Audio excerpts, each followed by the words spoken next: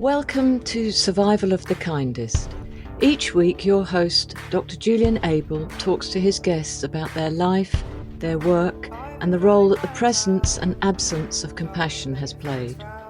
Join in the conversation by emailing us at compassion.pod@gmail.com, on Twitter and Instagram at SOTK_pod.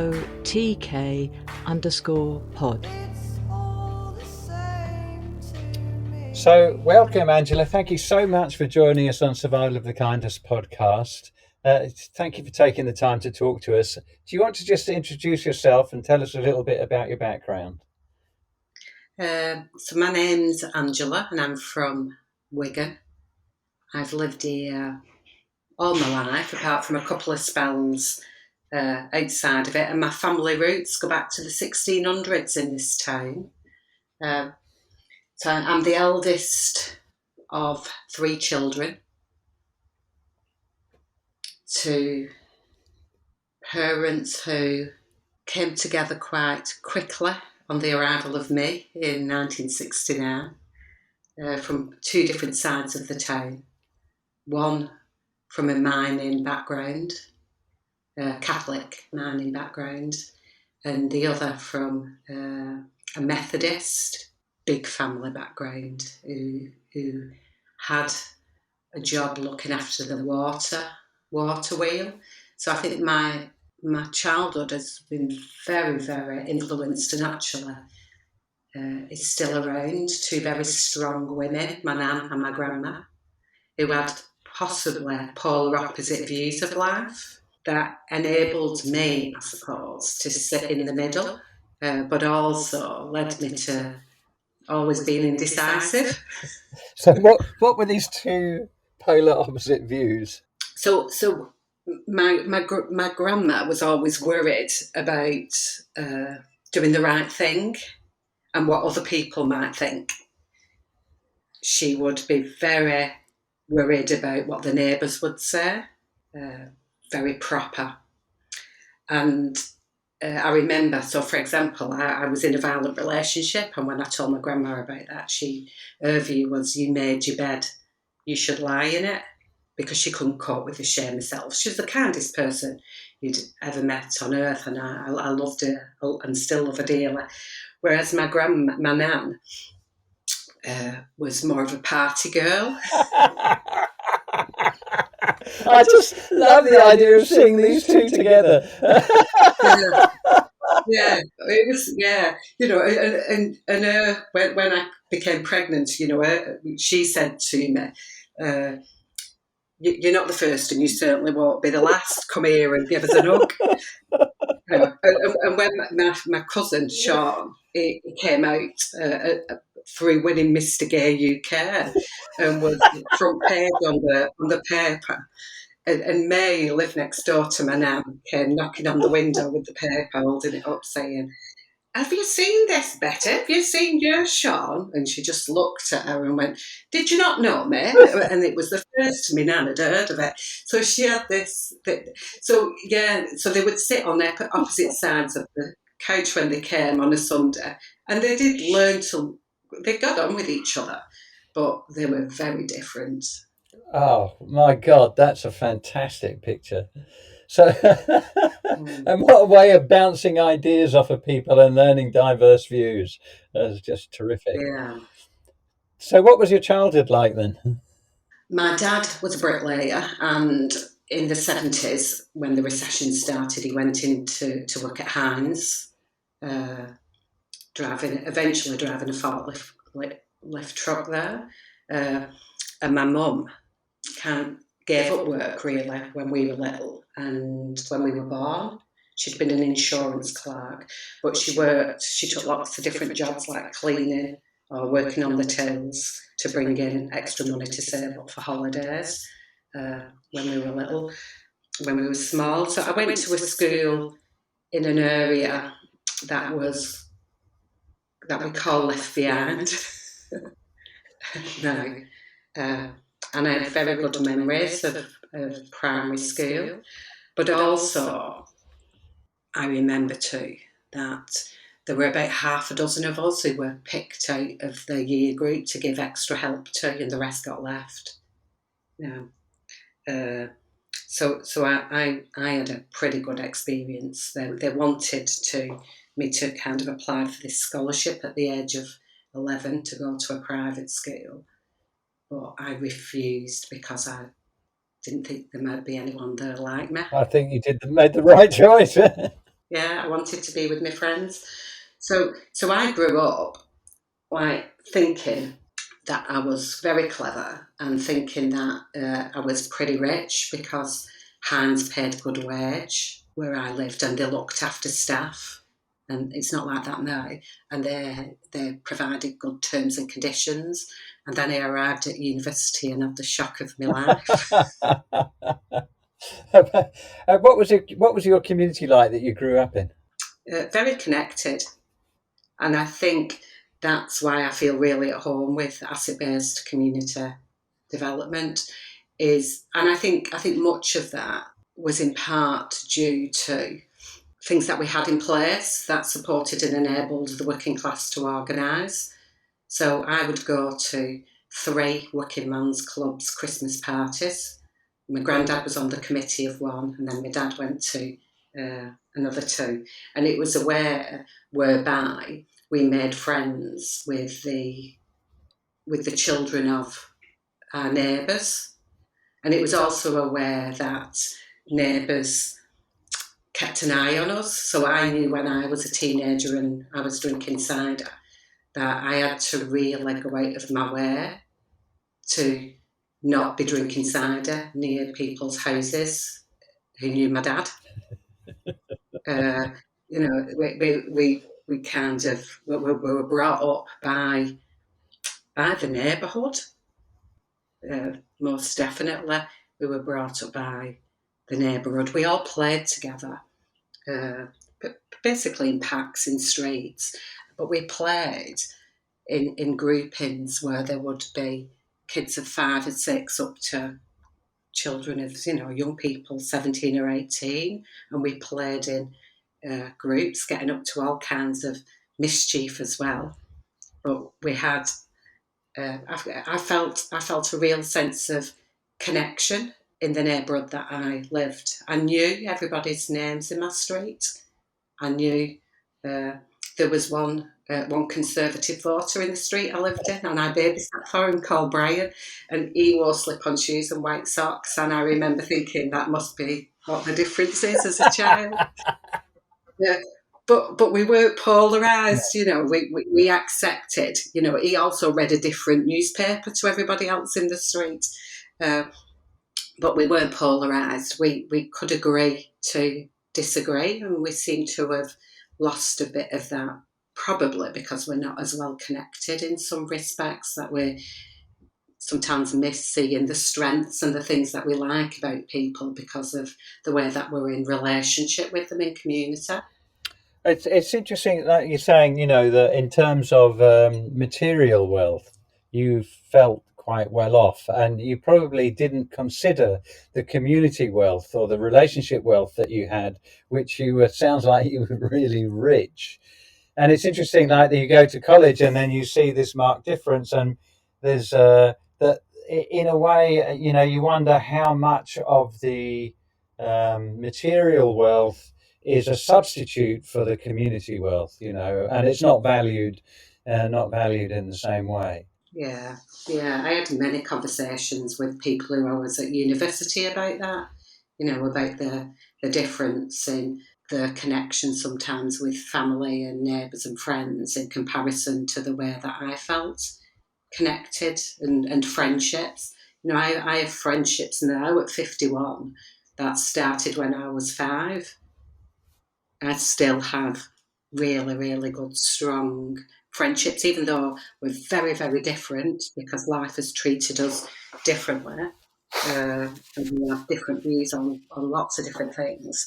I have people around me who I know just have my back and are there whenever I need any, whether I need a good laugh or I need a good cry. They are people who are always around me in a good grouping. So yeah, that was definitely something that we talked about. What did you study at college?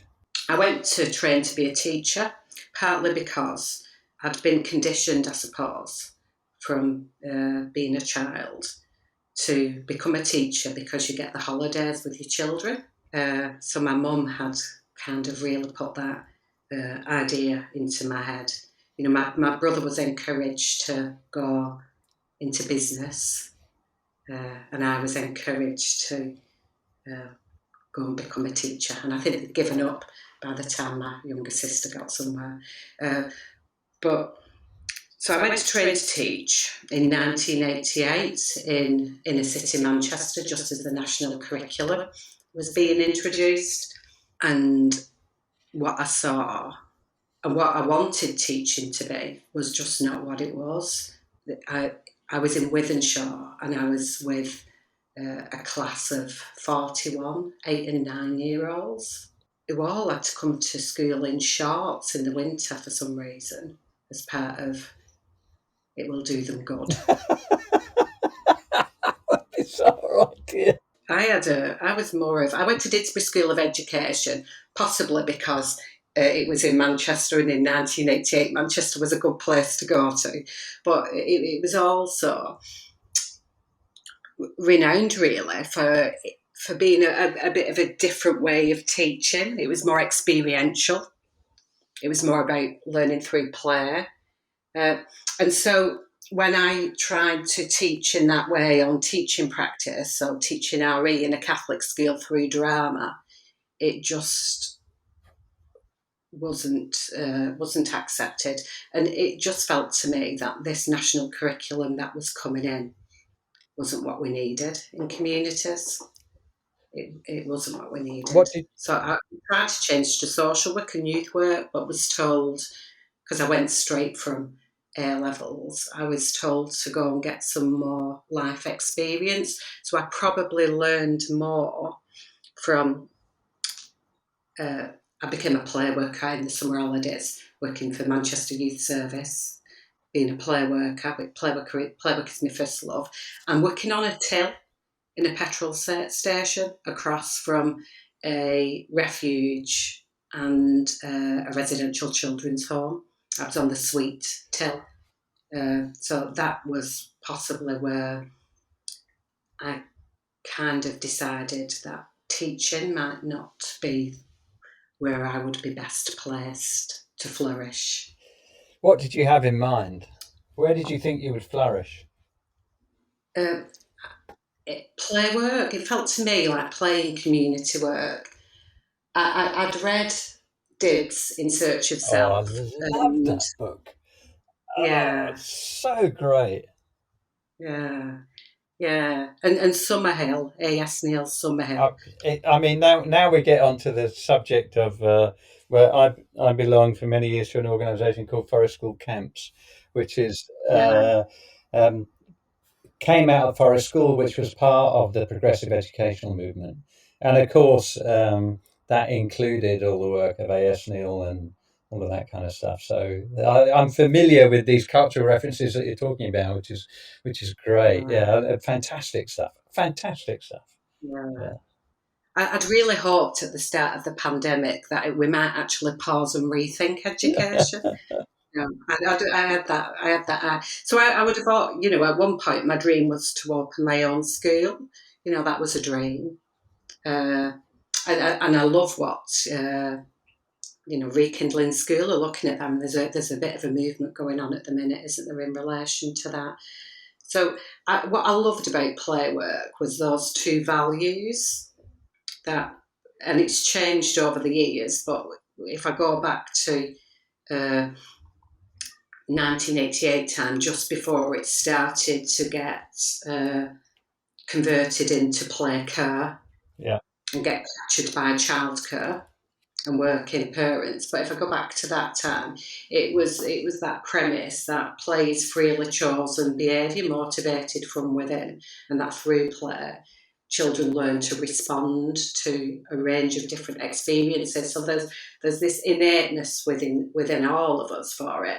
And then the other assumption is around the environment, and a skilled facilitator can enhance that. And so I've always had this deep belief that I think kind of is why asset-based community development, I suppose, sang to me around that we have most of what we need inside. We just need sometimes a little bit of help uncovering it, or bringing it to the fore, or connecting it up with others, and that the beauty is in there, rather than being filled up with things that other people think we need to know or should do. I can kind of hear your two grandmas, one in each ear, one saying, we need to think about what other people think we need to do, and then your slightly wild nan saying, get on with what gives you joy in life. Yeah. So my grandma would say, don't sit on the curb, you'll get piles. And my nan would say, go and have a dance.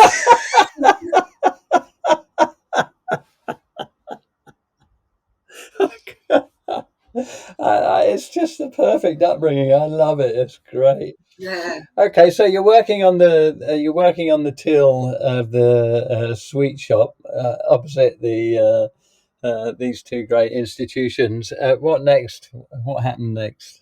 I became a mum, actually, and I experienced a violent relationship. And I went home. I went back to Wigan from Manchester for a while, and got a first job, a part-time job. After feeling, I suppose I was talking about this recently, actually. After feeling a great sense of shame, which I carried for many years, around becoming pregnant, but not only becoming pregnant, like being in a violent relationship. So I'd had all the stuffing knocked out of me, and I went to work in a City Challenge funded play project, developing out of school childcare and play, and actually started dipping my toe into play services for children who had witnessed or lived with domestic abuse too, in the community that I went to school in, and saw that actually a lot of the children that I'd been at school with were suffering, really.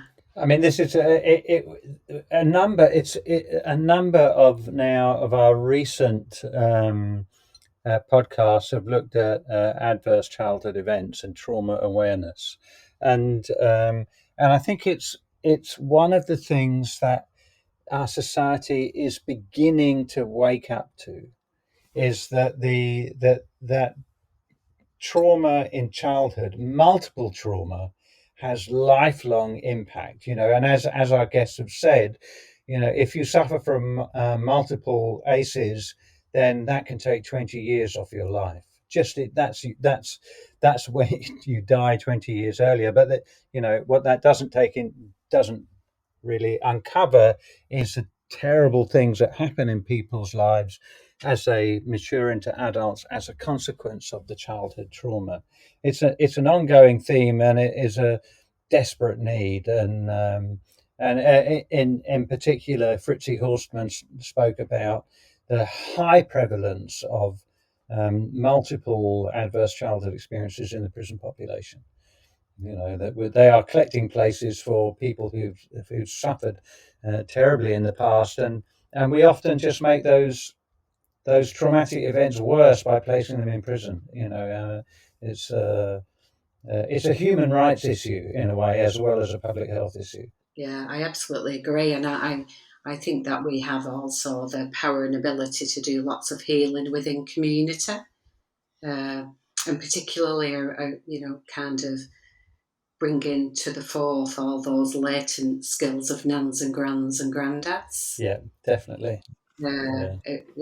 Rather than this emphasis on teaching children that if you have a difficulty, you go and talk to a school counsellor who fixes you. And I'm not saying that there isn't a need for counselling, but I think there's a layer that we forget could be very healing. And when I reflect back on like my own kind of journey to domestic abuse, I do think a lot of it was linked to the stories that I'd believed about my gender through I think I got to a stage where I believed that men rightly had more power. I remember at 9 talking to the head teacher at my school, asking, like, why do the girls have a smaller playground than the boys? Because we can't play ball games in ours because you've got your cars parked in it. And being looked at like, what a stupid question. To keep you safe and to protect you from the boys because they play rough. Yeah. And they need to run off more steam. And then at 11 on Christmas Day, because in my family, we went to, when we went to my nan's house, it was different than when I went to my grand's house, but when we went to my nan's house, the men all went to the pub, the women stayed in the house, and then the men came back and they had Christmas dinner. And usually on Christmas Day, my nan would get the men T-bone steak and the women would have chicken. And then after dinner, the men would go to sleep on the couch and the women would wash up. And I was drying the dishes with my Auntie Anne. Well, I was drying the dishes. And even my brother was just running around, like pulling faces, laughing, because we were doing the dishes. And I said to my Auntie Anne, like, why is it that the men go to the pub and why do they not do the dishes? Because you've done all the cooking. And my Auntie Anne, like, turned around and looked at me and she said, you'll learn, Angela. And so years later, I wrote a Pamela's style poem, called "I Did Learn I Bought a Dishwasher." I think, I think,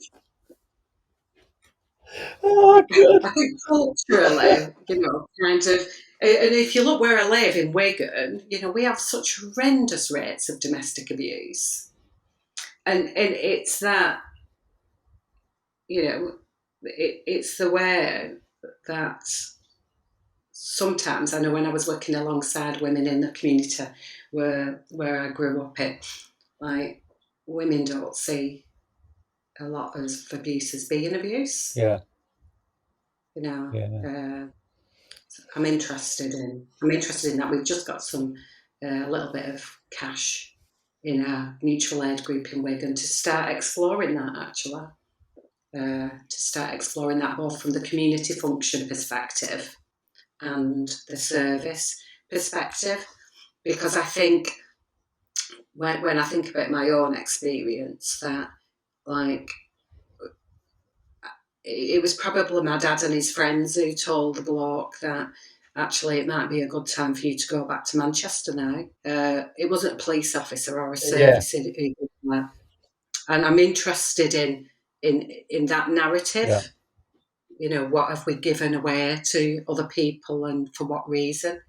Is there greater risk or is there not greater risk? It's a dilemma, and it's when if you think back to what might be called hunter-gatherer communities, and there are examples of these communities all over the world, and how they self-regulate, how they live harmoniously, and one of the and this is a question that I'm kind of fascinated to explore more, and I'll find a way of doing it. But basically, you hear in some of these communities that when you have individuals who are power hungry or want to dominate other people or whatever it is, there's a mechanism in place, particularly that comes from the elders, about how to regulate that. And it might be taking them down a peg or two in public, and or it might be a quiet word or whatever it is. But and when you think about that function in our society, it doesn't happen on a community level so much, and we've had to invent police forces to make that happen. And then, theoretically speaking, that the press plays a role in holding people who are power hungry and want to cheat and all of that kind of stuff to account. But but I think what's happened is that the press have become those people who are power hungry in the first place. And so what you've got is, politicians and the press in collusion, and businesses as well. And so that what you don't have is that self-regulatory function that you find in indigenous communities or something like that. And it's a massive dilemma, and I think it's why we see so much inequality, and combined with trauma awareness, why these things, when you have that gross inequity where the rich really just don't care about anyone other than themselves. That's a traumatic event in itself anyway, with people not sharing, the loss of that sense of community. It's a great point that you're making. And I experienced it. I experienced it, and I have been. I have lived in places where it's still been alive, and I think what helped it was the fact that I can remember as a small child that my mum and her friends would congregate around a kitchen table, with children playing around.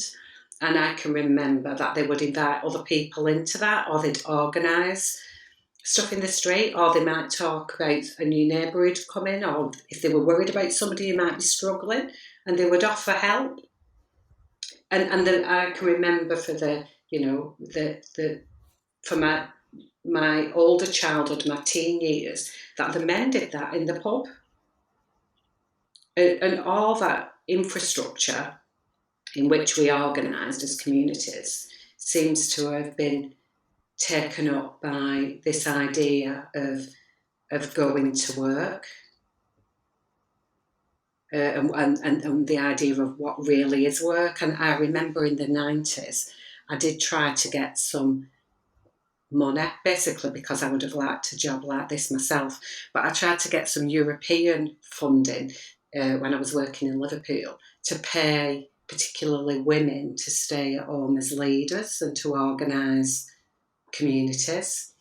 But they wouldn't fund it at the time. But I think we seem to have got obsessed with this idea of leadership being something that goes up in a pyramid rather than out in a circle. Yeah, absolutely. So, and I guess it's worth emphasising that what we're talking about is not a perfect community, but a community that can demonstrate that these functions can work, and that if we paid more attention to them, our communities would be much more balanced and much more equitable. And now we're starting to head down the community route. So, what did you do next? What was so? From your next move, what happened?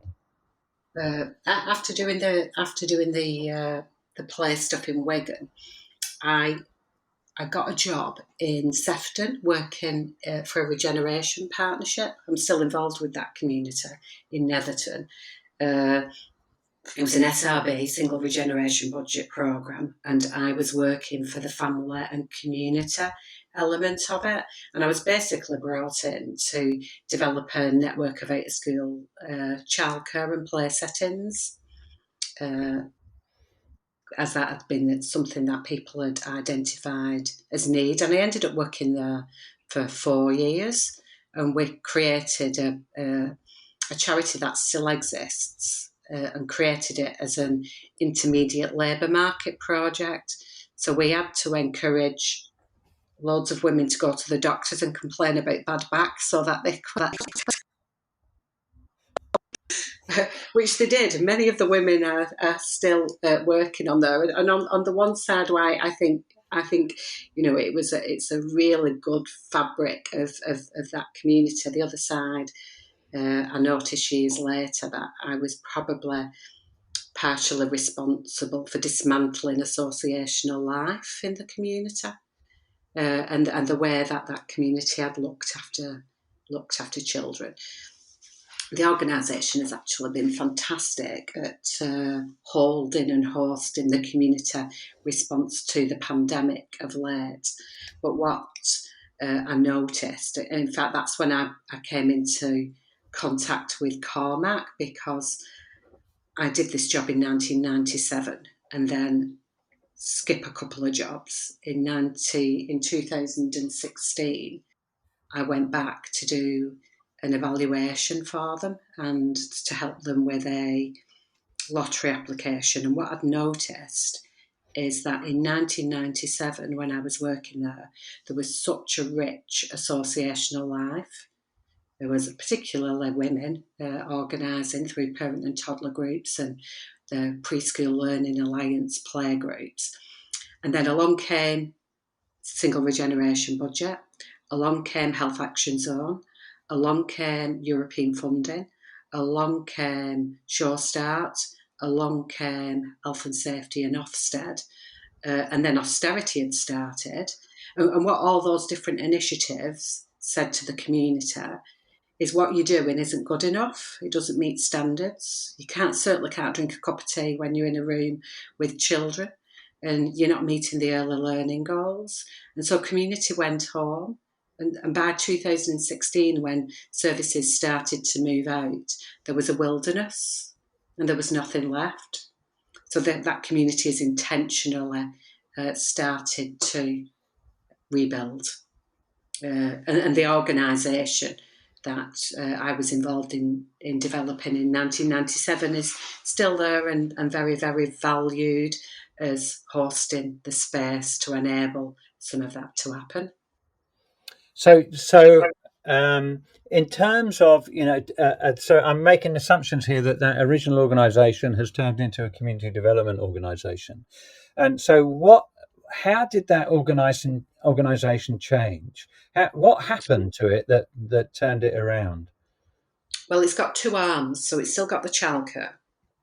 And what happened? So originally, the idea was that there was 4 different clubs at 4 different neighbourhood venues, and then we had this idea that actually what we could do is develop childcare in other areas in order to make sure that these settings could be play settings too and subsidise them.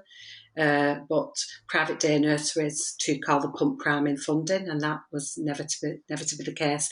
So one of the childcare facilities was based in the community centre, and what the Debbie, who's the chief exec of the organisation, noticed was that the community started knocking on the door and wanting to come in, and so they invited community in.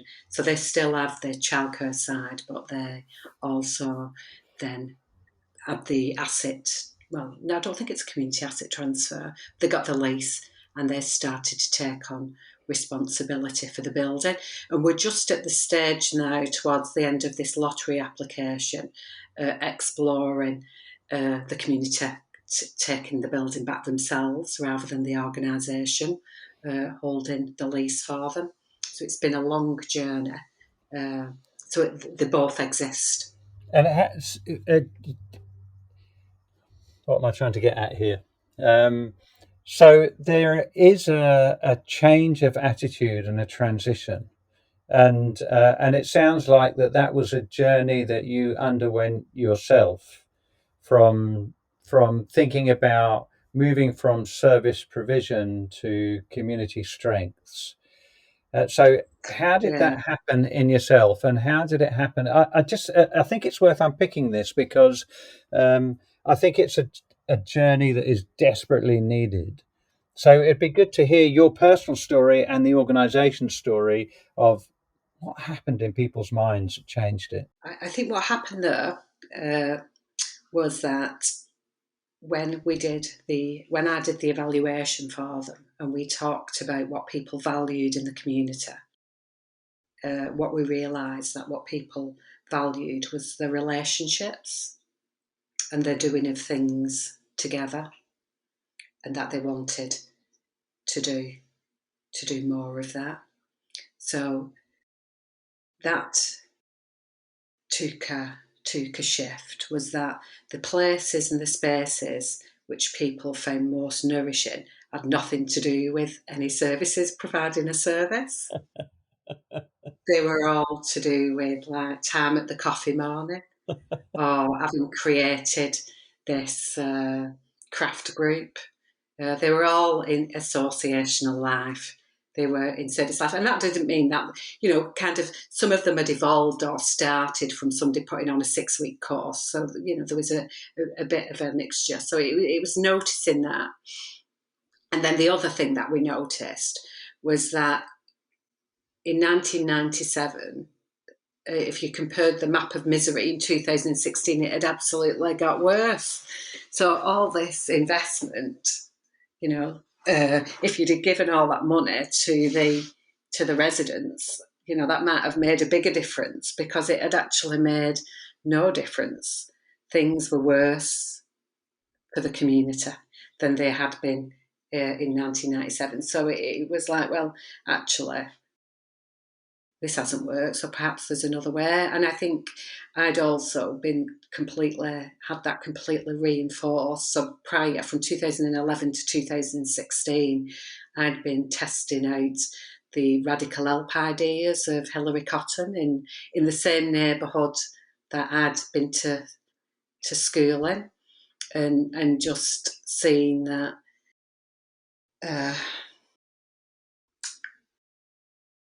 the only way that we just seen that the only way that I felt that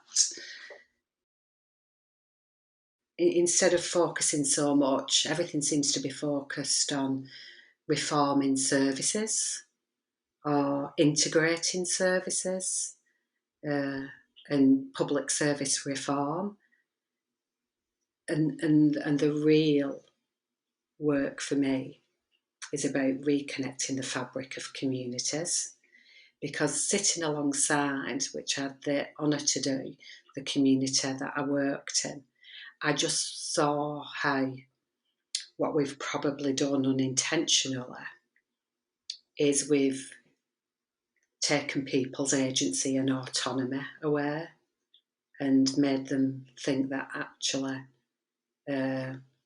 here comes the social worker or here comes the housing officer to tell us how to live our lives. And we've given up the power to doing that. And just by doing some work around reconnecting some of that in that area, you could see the possibility. So this, you asked an interesting question, which seemed to unlock this when you were doing your evaluation, your original evaluation, and that is, what did you value most? And the surprising answers that come from asking that question is eye-opening. Not you can't develop a tick box questionnaire that will capture that. You actually have to speak to people. Yeah. And you mentioned the map of misery. What's that? Oh, I think I've got that from the asset-based community development world. Everything that's wrong with a place rather than everything that's strong. So the statistics that we use to acquire funding for an area, the way that we put a community down in order to get some money to build it back up. So, how many teenage parents there are here, how many troubled families, what's the antisocial behaviour rates, all that kind of miserable things that we often internalise as individuals and as members of communities. So you've got the map of misery. What do you call the opposite of that? Here, we've been doing it here since the beginning of the pandemic, and we're just calling it treasure mapping. Starting with our treasure, looking at what we've already got that exists, within community. So our community treasure, it's asset strengths mapping, really, isn't it? It's starting with what we have. I mean, we did something. The ward that I live in is quite geographically well contained. It's as if, because some of them like crossroads and don't make sense to people, but there is some sense to the boundaries of the ward that I live in. And there's 3 distinct areas within the ward, like a big local authority housing estate, a bit in the middle where people have lived for a long time, and mainly private housing, and then another bit that has a lot of private rented housing and hostels and housing of multiple occupancy. And what we noticed when we treasure mapped at the beginning of the pandemic, and I did it on my street, we connected 112 streets, so we looked at what we already had, and we practically had everything we need to run our own system, and enough to spread it out to the extremities, where we might have patches that I've got different gifts. We could gift swap. And then that's kind of where we decided, I suppose, here to see if we could give it a go at this 10-year plan of is it possible to become a self-managed and self-organised neighbourhood? So what did you find on your treasure map? What did we find? We found that we have, I'll just tell you, we had nurses, we've got death dealers, we've got social workers, we've got bakers, we've got caretakers, we've got birth dealers, we've got so many healers knocking about in this community, Reiki healers, mindfulness teachers, we've got sports coaches, we've got play workers, we've got teachers, we've got breastfeeding mentors, we've got, like, you name it, we have got it, we've got it. We've got sewers. In fact, only yesterday, somebody was asking about who in the community is going to teach others to sew once we can get back together. We've got everything. We've got everything that we need. It's just not as connected as it could be, and that's what we hope to. Because we do need services. Of course, we need services, but we see them as being sprinkled like icing sugar dusting around us, rather than in the centre of us. Once we've determined what it is that we are able or want to do for ourselves, because we've got it. I mean, we got some local connections funding, £2,000, and over International Women's Day weekend, we hosted events for women on the Saturday and for the whole community on the Sunday, mainly online, well, all online. And they were all run by local people, and it cost us £50. We're like, what do we do with the rest of this money? £2,000.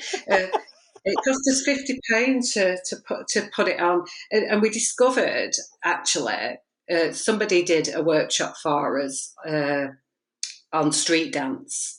A woman with a daughter, and her daughter is the 13th best street dancer in the world and the 7th in Europe. So we've got plans for how we kind of create the space for the young person to teach other young people and share that skill in the community. And we discovered, we found people, we've got eco coaches now. We've got a whole thing going on around bringing wildlife back to people's gardens. And if you'd have gone out in our community and said, here's a list of things that are most important to you, like climate change could possibly be pretty lower down in some parts of the area. Yeah, we've suddenly got this explosion of bringing wildlife back into the area. So it's just it's lovely to be part of. I'm absolutely loving being at home. It's such a great idea treasure mapping. What about the physical spaces? What were your physical treasures that you had? Well, one was a garden. We've got quite a few. We've got, in fact, we were doing a walk a couple of weeks ago because we've just put in today for an awards for Albid because we want to do some green space celebrations at the end of summer, if depending on how what the restrictions look like. So we've got we're quite green, Wigan, actually, and even within our local area, we've got a canal that runs through us.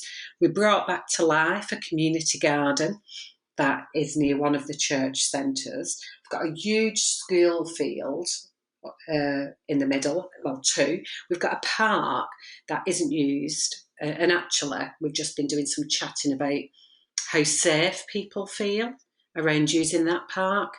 We have a lot of, it's close to the hostel, and we have a lot of people who use heroin down at the bottom. So people are not feeling too safe. But we've been talking about how we reclaim that together and maybe do something during Love to Play Week, which Emma from Leeds has been banging the drum on and we're following. So we've got lots of green spots and lots of little places where we could have little guerrilla gardens too, outside of shops. So we bought with the local connections fund, we bought 6 camping chairs. and I'm also involved in the Camarado Movement. So before, just as lockdown started, I had delivered a public living room box. So we're going to take these 6 chairs in the public living room out to those bumping spots to talk and develop conversation more with people. And we've got an idea as well of the area where we've developed the food pantry in, where that's kind of grown, to do some more intentional street connecting there, because the whole area is about 12,000, but there's about 1,000 houses there. And we have a very, very treasured member of the community who's just discovered that his cancer has returned, and he's been fundamental to connecting people in and bringing people into the pantry. So we're going to see if we can float the idea of perhaps a living eulogy with him, because he says he's humble and he doesn't like to brag. And we say, well, I think we'd like to tell you how much we like you before you've gone, Frank, if you don't. So that's part of our next 6 months plans to take us to the end of summer. We've got some interest, actually. We've got a parish clerk coming chatting to a group of us on Friday morning.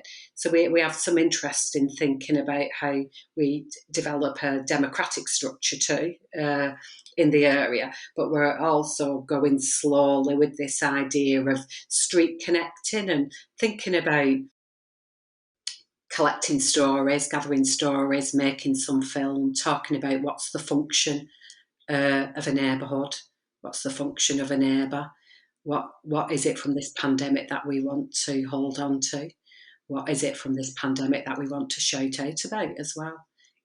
That's the next little bit of our journey. Tell us about the Camarado Movement.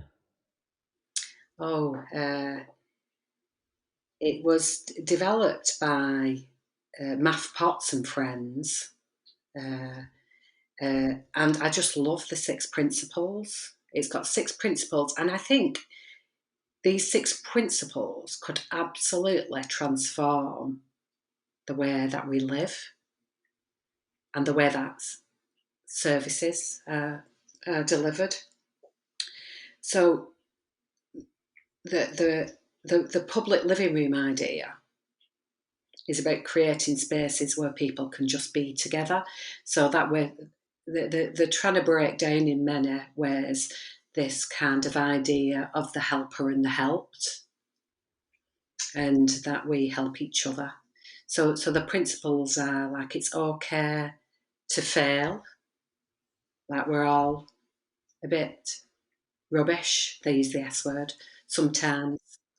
And if we can that can be really helpful to say it's okay to fail. So that's one principle. Mix with people who aren't like you is another principle. Have a bit of fun is another principle. If somebody's having a tough time, ask them to help you. Don't fix, have a brew instead. Don't fix that.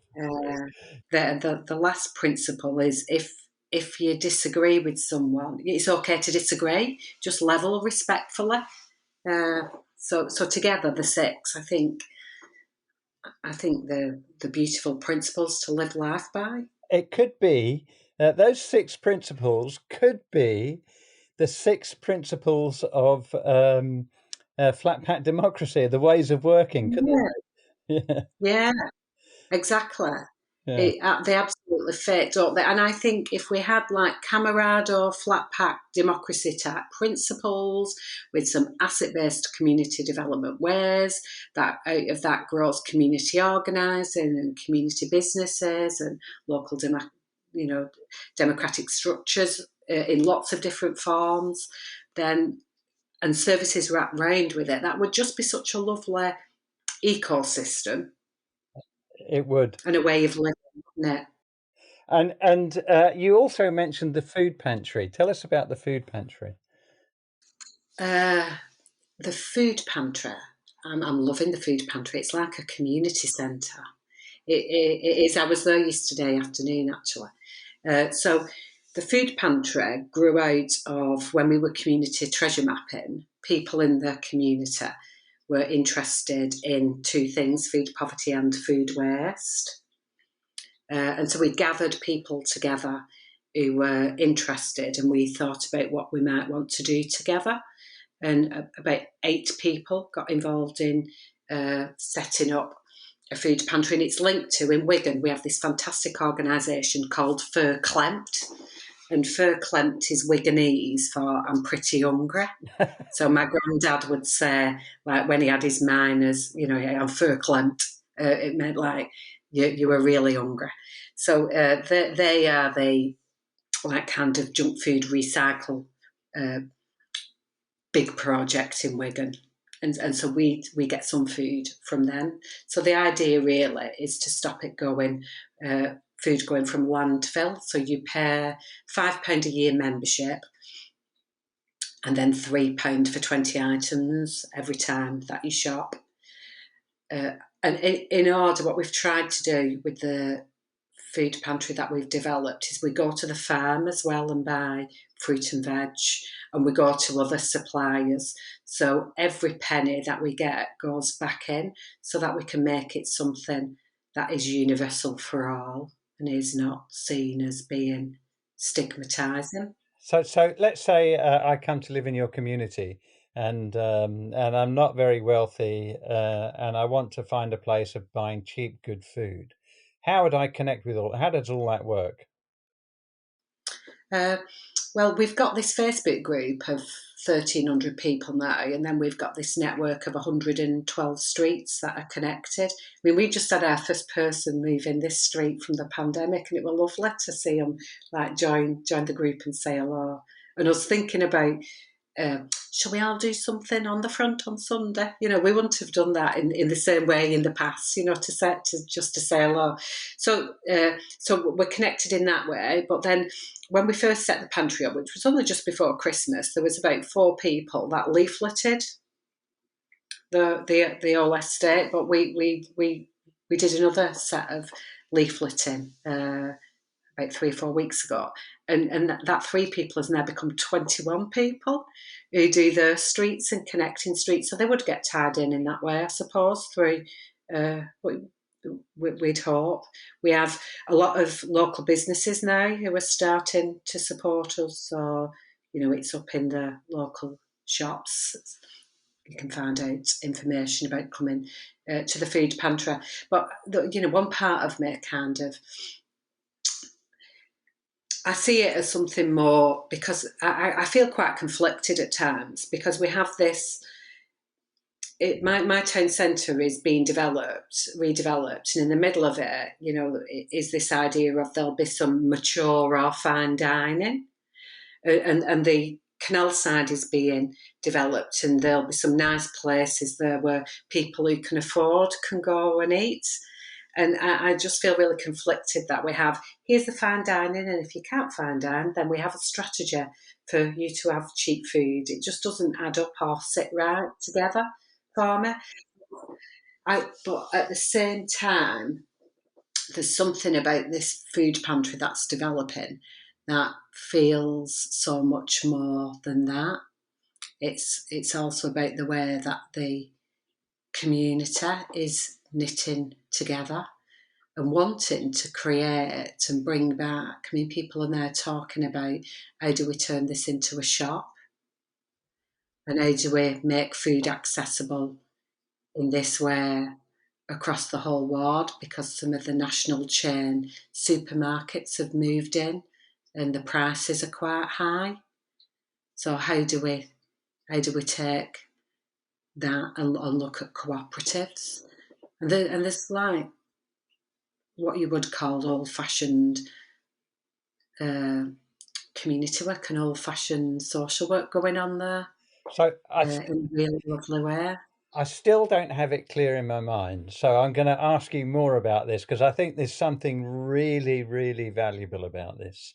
So, so when you say a food pantry, is it a place? Oh yeah, it's in the Scout Hut. Okay. It's in the Scout Hut. The Scouts opened the door for us when they were closed, and it's in the Scout Hut. It's the place where Frank, our well-loved community connector, has been tending the Scout Hut since the 60s. The building there in that community has been looking after it. They're closed. They open the doors. We go in there on a Monday, just once a week, between 1 and 4 o'clock. And the queues are massive from half past 12, actually. And who brings the food in? So you bring food in and you display it? We go and collect, usually around, somebody goes to Fairclempt and picks up a couple of big cases of food from there that we pay a certain amount. I think it's £25 or something to pick up the food from there. And then once a fortnight I go to the farm and pick up veg from there. And then somebody else goes to another place, another food outlet, and collects food from there. Tesco actually come and give us some food occasionally.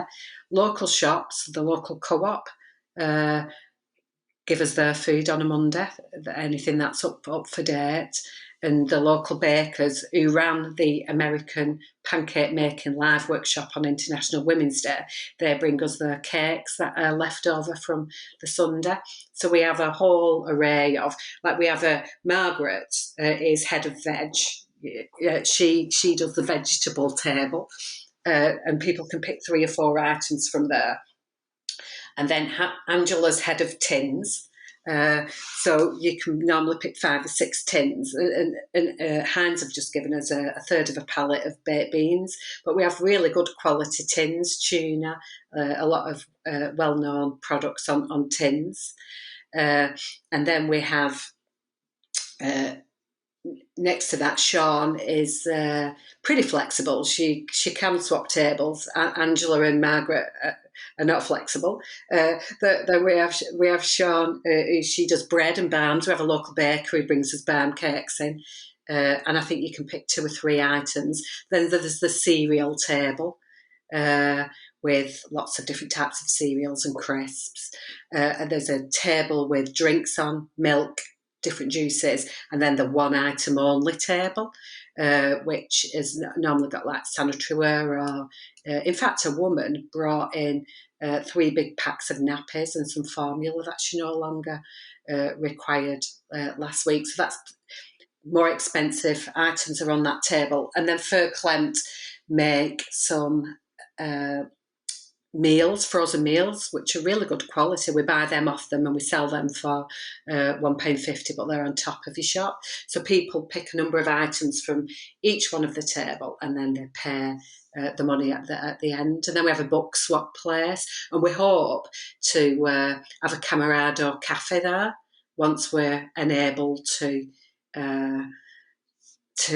meet. The 6 chairs will go outside, possibly from the beginning of April, and there'll be an invitation to put your bags on the floor and sit and have a brew with somebody you don't know if you want to. From in the next couple of weeks, that will be an invitation to. And what about your guerrilla gardening? Do you ever take your produce from your guerrilla gardening, or people have got spare produce from their own allotments and they bring it along and say, add this into the mix? I think that's a longer term plan. I mean, that's definitely a longer term plan from Victoria, who she's set up Give It a Grow in Wigan, and she is. We believe that some of the allotment areas in Wigan Park have become free in our local park, so she's exploring that. And then the community garden that we've got, I think we're just planting. I think there's strawberries in there at the minute and potatoes are going in. But the idea in that community garden is that people who just live round about come and take what they want or take what they need. Although there are a couple of beds that are specifically for people who can't grow in their own gardens, so they are growing their own stuff. So there's areas to share. And we've also invited, there's a very good charity in Wigan called My Life Charity, and the woman behind it was very involved in personal budgets. So they have a space too and are developing a sensory garden. So it's used as a placement for young people who go to the horticultural college to come as and do a placement in the community there too. Yeah, so it's all just seeds. It's all just starting to grow. And so if you belong to the food pantry, you've got a membership card, and when you come and get your food and you show your membership card, and then that entitles you to have this much cheaper food than you would get at supermarkets. And it sounds like it's not. It's the community supporting each other. So it feels like, from what you're saying, what you've got is this community space. And we talked a bit about community space, about the assets that you have in your community, that you've filled it with a function around food. And food is a kind of a gathering point, as you know, if people are interested, look at Incredible Edible as a food being a gathering point. And that you've created a way that, if you like, the associational life can flourish in that community space, and that you can that the community can care for each other, so that there's a kind of, it feels like there's an equality about it, because you can get good food cheaply and everyone is part of that club. And as long as you pay your membership fee, which is £5 a year, which doesn't sound like absolutely nothing, it makes no difference whether you're rich or poor, young or old, or anything. It's a community space. Is that right? Have I painted a good picture of that? It is, yeah. And actually, we have quite a lot of memberships that are paid forward, or that we exchange. So, like the woman who brought nappies this week, she took a free shop in return. But I think there's also something about the way in which we're doing it, not just in what, because we're trying to do it really on a flat type of structure, so that it belongs to the members, rather than it's being led by individuals. And that's the same with the garden. We're just on the back of the poetry workshop that we had on International Women's Day. Springfield Sonnets has its first gathering this evening. People who are interested in coming together around poetry. So everything we're just trying to keep. I think the house really important, as much as the space itself is the way that people feel that they're doing it. Do you run into legislative difficulty with it, and have you managed to circumvent it? I think what we're trying to do is keep everything as bureaucracy free and as possible. So what we say in the garden is that we all have a responsibility to keep ourselves safe. And what we say in the pantry as neighbours, that's part of our contract and commitment to each other, that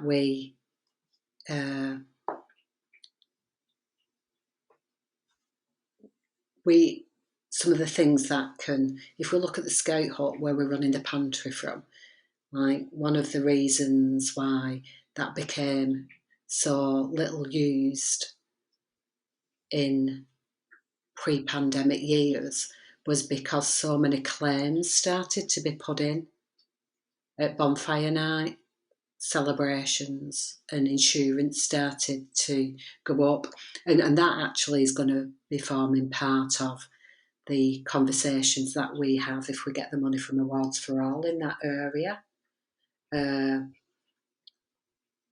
around how we look after each other. So how can we make sure that we're all kept safe and we're meeting standards without putting too many layers of bureaucracy on things, because that stops people wanting to get along and to get involved. So people who come to the pantry, like, we have to do like the questionnaires, and we have to make sure that everybody knows how we keep each other safe, but we're coming as a neighbour. So showing up as a there are two phrases that come to, two words that spring to mind for me around that. One is the associational life, and that's neighbourhoods, and you've talked about street connecting, and the other is a phrase which comes up again and again, which is accountability. And the accountability is that we all own the problems. This is not somebody else holding you accountable for something that they want you to do. This is about joint ownership of the problems that we face in our communities. And I guess what you've got in your food pantry are ways of working again, which that seems to be something that it lies at the heart of how communities function, whatever those communities are. It's the values, the ways of working, the ways that we treat each other equally, the flat hierarchies, the if you like, it's the democratic structure, and it's the accountability and the care that we show for each other. That's exactly it. And that's the culture that we are wanting to grow. And I think what we saw, one of the things that I think of as kind of had quite an impact here locally was the idea before Christmas of having a no strings cash fund that was given out to neighbours in the group who might need a little bit of help prior to Christmas. And we were trying to kick back at some of that kind of, there's some really, really good charities around. But I remember when I was testing out Hilary Cotham's ideas in a neighbourhood, and there was a family that kind of were working alongside us, and I was having a chat with one of his neighbours actually, just in the street, and he was telling me about how he'd personally, like, he'd detoxed from heroin many years ago, and he was just saying how difficult it was in communities at the minute for him. He said, because I have a 0-hour contract and I work all hours that God sends, and I've changed my life, and I've got myself at the other side. He said, but what I watch is like the way that services just come in and give my next door neighbour Christmas. And I struggle to give Christmas, and I think sometimes we can do harm in community life by the way that we go in unintentionally thinking that we're helping. So this no strings kind of cash fund was to kick back at this approach where people were delivering Christmas Eve to people's houses by taking them pyjamas in a gift box. I was like, actually, people should be able to buy their own stuff, and it's dignity, isn't it? We don't want Christmas delivered to people. No. So we did this cash gift idea. So if you're stuck and you need a little bit of help, and it massively increased giving. Massively. The amount of giving that went on, you know, and like people like risk averse to that. We were talking cash gifts of £30 to £50, you know, and I've seen millions of pounds be wasted. so there were cash gifts. I put some cash in to get it going. I put something that I would normally give to another service at Christmas time, and before long it had reached £800, and we've still got 300 left. Yeah, brilliant. And people have brought the cash back, and people started giving, and of course there are people in the community who are used to going and asking, who will go and ask, but we're trying to invite them in a different way, and I think that's what we're trying to build. It's just a different way of being together. And then also you mentioned about how you've started to invite the town clerks in and begin the process of engaging local politics. And how is that working? Well, that's just starting. I mean, I was interested. I have been going to quite a few of the flat pack democracy events, and I went to the conference, and I was thinking about standing as an independent myself, actually, earlier on in the year. And then I decided that it might take away from doing some of the community building work, and I thought that the being dragged into the system, because it's Labour here in this ward where I am, and we have a very, very active female councillor who's done loads forever, and then we've got two men who don't live in the area who don't really show up and haven't shown up throughout. One's shown up a little bit more than the other, but one definitely, who sits on cabinet, and I would have been up against him if I had have chosen to stand. But I just feel that at this moment in time, you just end up getting dragged into the bigger picture. So we had a building in our area, a listed building, that's been sold for 50 houses, and it looks like there was an agreement in planning to give the Section 106 money to another community, although that looks like it's going to come back to us now. So the community was interested in talking about how little influence they'd had over this decision. So we talked about, well, shall we start having a look at some structures that might help us? So a group of people met and had a look at neighbourhood plans. And then a parish clerk is coming this Friday morning to talk about parish councils. And then we'll probably go through a process of, thinking about which one fits best for us. Do we want to go down the route of a neighbourhood plan like some areas have done in the town already, or parish council? Those are probably the two approaches. And then we're creating the small group of people that have been doing some of the behind the scenes stuff. We're now at the stage where we need to think of a stronger structure than we've got if we want to develop some of the community wealth building ideas. Like, we have a real prevalence of smallish terraced houses, even like, small 2 to 3 bedroom terraced houses being turned into housings of multiple occupancy, just with 2 people in. People who are having a time are getting housed in them, and they've not got the community support. Well, in our group, we've got social workers, and we've got a lot of people with a lot of good skills. So I talked to the council about, like, why do they not lend us some money so that we could buy those properties and then rent them out ourselves and provide the support that's needed and bring any profit or income back into the community. So I think that's the route that we're possibly thinking about going down.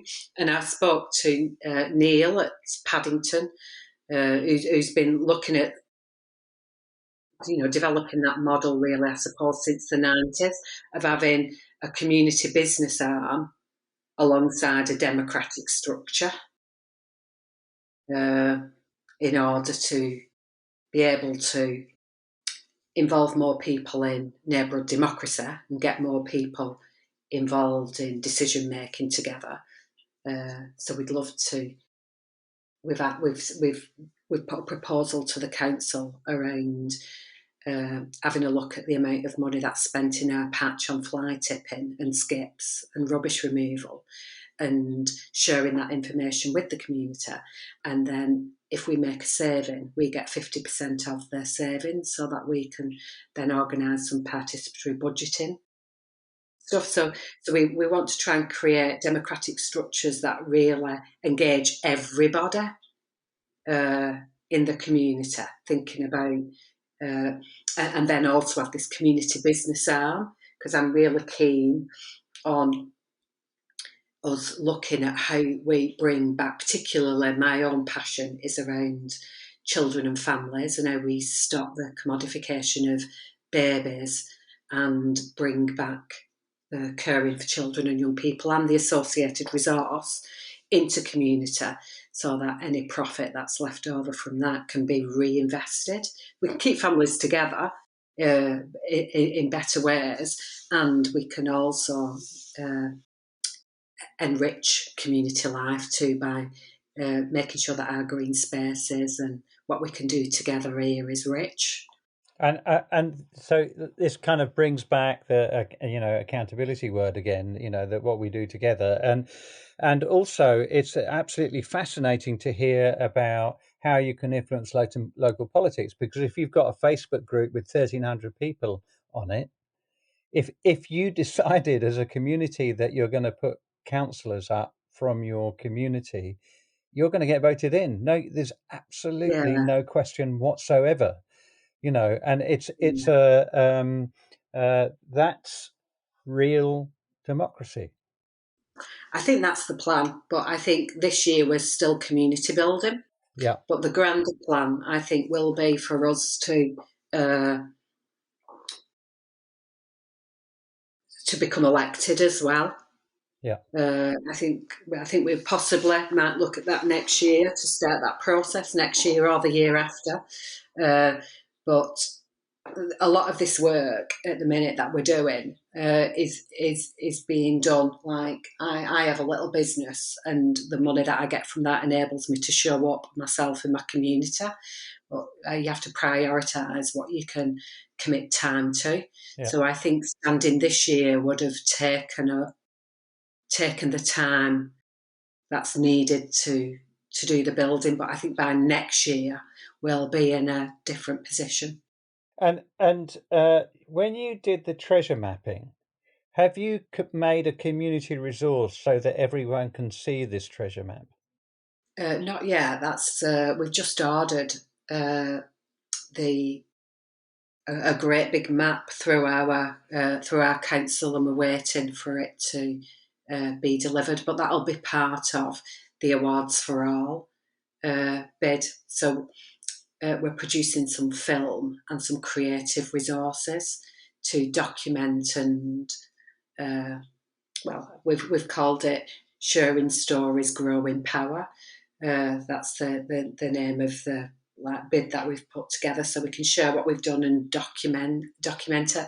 And I'd love us to possibly think about how we exhibit that within. We've possibly got about 4 or 5 community hubs, community spaces that belong to the Scouts and churches, across the area about how we can exhibit the story within our community spaces as well. And it makes me think that the what's called the resource directory of the Health Connections of NDIP is actually a treasure map, and it's such a much nicer name. I think that's a term I'm going to use from now on. Is you've got these treasures on which can go on a website that people who are looking for treasure can go and find it, and the treasure is associational life. It's just what a beautiful picture. It's amazing. So now I'm going to try and summarize everything, and it will be. I'm sure I'll miss things out, and you can tell me what I've missed out. But if I'm thinking about the journey that you've undertaken and the ongoing journey that what you have, and moving from service delivery and witnessing the harms of service delivery to thinking about community strengths and thinking about that what you've done is you've returned into your community, and this process has got underway of the treasure map is such a beautiful idea. It's just it's just outstanding, and that you've worked out ways of working, and that gradually what's happened is that your community has developed the relationships, and from those relationships you've got all sorts of incredible initiatives starting to take place. And some of those initiatives are about people, the Camarados movement, people sitting having a cup of tea with each other and talking to people they don't know. Some of it is around how you deal with poverty as a community, how you can use the associational life in an incredible creative way. Some of it is around, community activities based around food and bringing out the goodness of people. Some of it is about how you start to influence some kind of political control at a local level, so that politics actually functions for the benefit of the people, rather than thinking about something that you vote once every 4 or 5 years and you give away your responsibility to people from the outside doing all kinds of things which more often than not that cause harm. And lying at the heart of all of that for me is this idea of what living well means, of what the richness of life is, what is a meaningful life.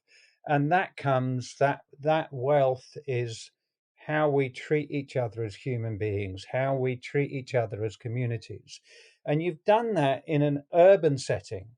You've got 112 streets and I don't know how many thousand people, and through this organic process you've connected people up and allowed the creativity to just that connecting up allows the creativity to manifest.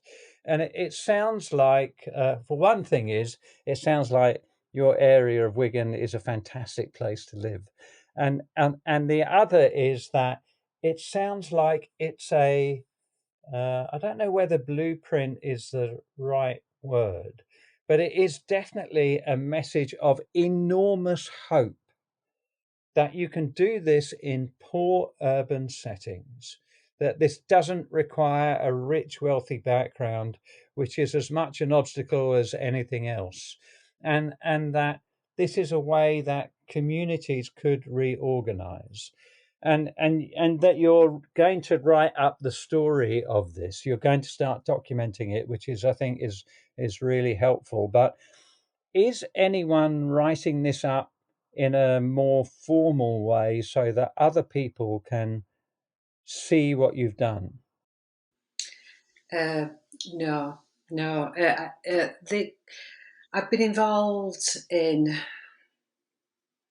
the research that I think Sheffield University have been leading on around the mutual aid movement. So we've had parts and bits of it written up. And I've had a kind of conversations with a couple of people from universities who are interested to kind of see what happens. And more recently, actually, I have been invited to participate with Nathaniel from a Fairer Society to look at a pan-European wide study, particularly thinking about sociocracy too and neighbourocracy. But no, apart from the blogs that we write, there's no kind of there's nothing else going on other than those little bits. Okay, for anyone who's listening to this podcast, I just, whatever way you can, I thoroughly recommend, if you're at all interested, just write this up, because it's a miracle. It's a miracle in the modern world. It's absolutely fantastic. And I think it's happening in lots of other places in pockets, and that's what we're hoping to achieve through the Neighbourhood democracy movement, is how do we connect up people who are doing it, because it is hard work, and I know that what I've just described is beautiful, but it's lots of headaches and lots of people who want to work against you. And I think if we can grow and combine and come together with each other, then we can give each other that mutual support and give citizens everywhere. It's not if you're intentional and you're open and you can host and you can build, it's possible in most neighbourhoods. Can you tell us about the Neighbourhood democracy movement? Yeah. So that was formed at the start of the pandemic, really, through a conversation between Cormac Russell and Simon Duffy around how do we connect together people who are taking a citizen-led response to this pandemic, because we had lots of hero stories and lots of service stories and lots of kind of statistics around the number of food parcels being delivered. But for example, the organisation in Netherton in the first lockdown, where it was very much a community-led pandemic, they spent £60 in total on emergency food through supporting neighbours to do it together with each other. So the Neighbourhood democracy movement evolved. It's a mixture of Annabelle is from Frome is speaking at the one next Monday. Then we have local authorities like Barnsley and York and Norwich who are interested in, and others who are interested in, or have already been doing this for a while, making shifts, power shifts towards community. And then we've got some allies, civic society allies in the little mix too. So the idea is to bring together people who are doing this on the ground and to connect, share, learn, and share stories to build the movement. And that movement, and the reason people keep asking me the question, like, is it needed? Because there are other things, and we're quite friendly with Trust the People. I think we've got a lot. I go to the Trust the People stuff, and Trust the People are invited to our stuff, and quite friendly with Flat Pack democracy too. But in a lot of the spaces that I existed in within the pandemic, it's often very much starting from a space of like what services need,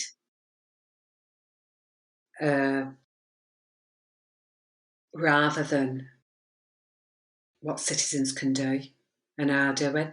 Like, we need this money for this organisation so that they can work with citizens. It's always that lens. And it's not the lens of, here we are doing this, how do we do more?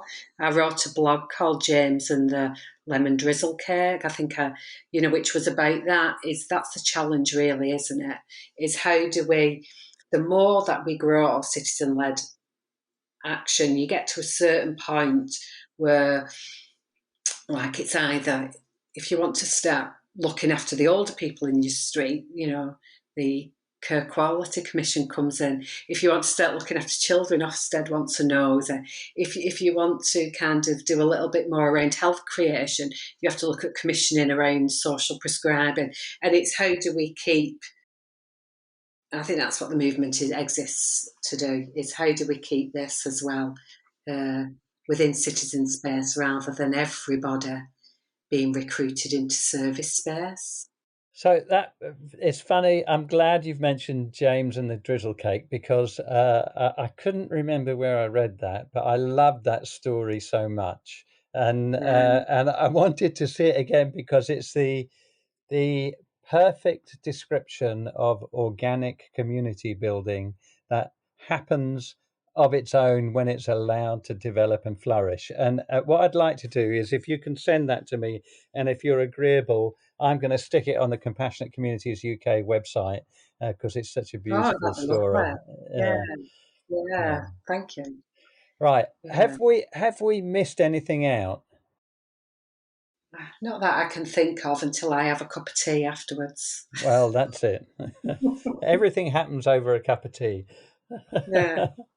I mean, right. So now we've got our 3 questions that I ask all my guests, and you've had a brief look and you know about these questions. And the first question is, tell me about a moment when the smallest thing made the biggest difference. I think the example I'm going to use for that, because I think it has been fundamental to what's happened in my neighbourhood and the way that people have come together, is that when this pandemic started, when we posted notes to each other's doors, we didn't look for people who might need help. We asked everybody, do you fancy getting together? We didn't say. I think that has made the biggest difference. It was the invitation in to community was for everybody. Because, for example, Dillis, who's 96, a few doors down, she said that she wanted help. She didn't want to be helped. Do you know, I'm gonna get on my soapbox now, and you know, it's great, this podcast. I get a chance to get on it every now and then, but there's something about the terms carer and patients, which is disabling. You know, that Yeah, when you and when you're thinking about, if you have carer, it's somebody giving help to someone else. And therefore, what you have is this sense of one person who can give and the other person who can only receive.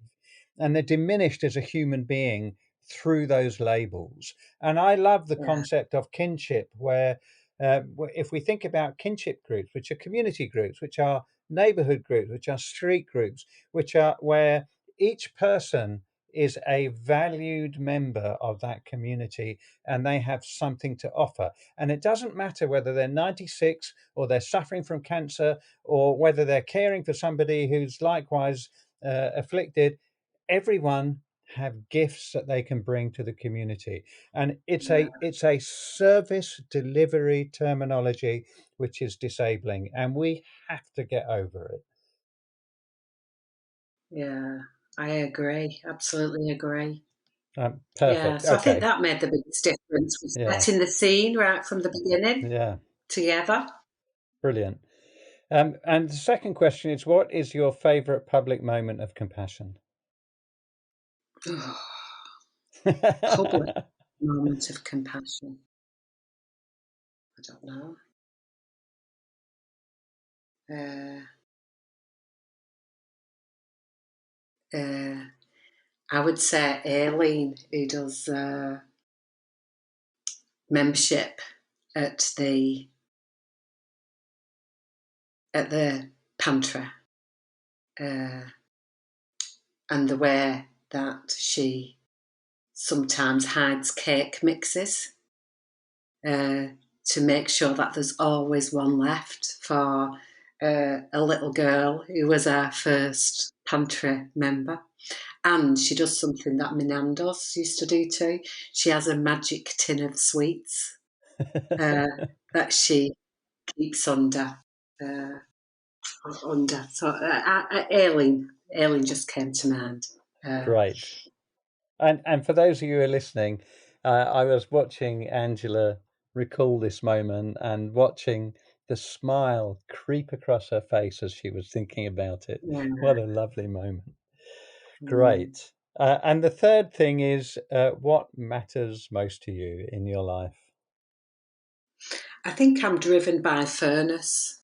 I've done a lot of work at trying to fairness. Fairness, I think, is probably the thing that I'm most passionate about. So, Angela, it's been such a pleasure to talk to you. It is. I think you provide hope for the future. It's just.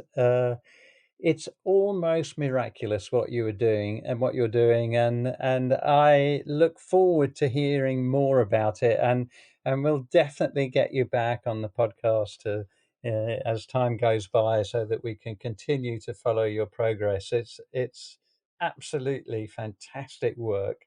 Thank you so much for taking part. Yeah. Oh, you're welcome. I've really enjoyed it. Thanks for listening.